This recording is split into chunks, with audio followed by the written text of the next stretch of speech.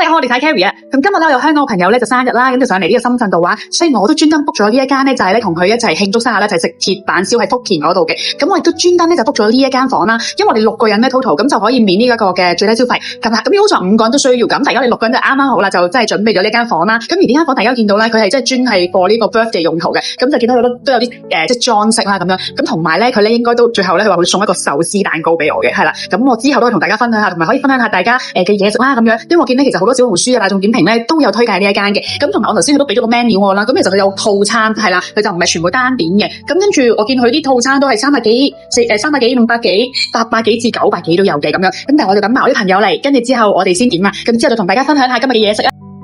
呢度嘅空間都好寬敞，氛圍感都唔錯。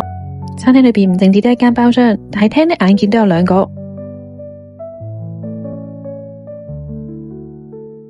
一班朋友嘅話，我都建議包廂啦，傾偈都方便啲啊嘛。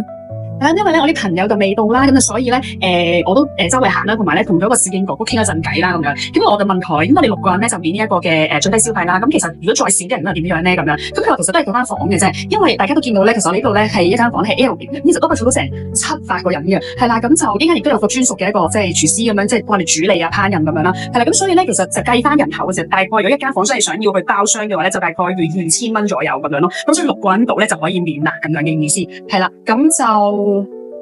大家可以見到啦，其實都幾大嘅呢個地方。最後我哋揀咗3 set999蚊嘅雙人餐，最後食到好飽之餘，我哋都一致覺得性價比係高嘅，因為基本上每一樣都唔差。而家就逐道菜咁樣分享翻俾大家。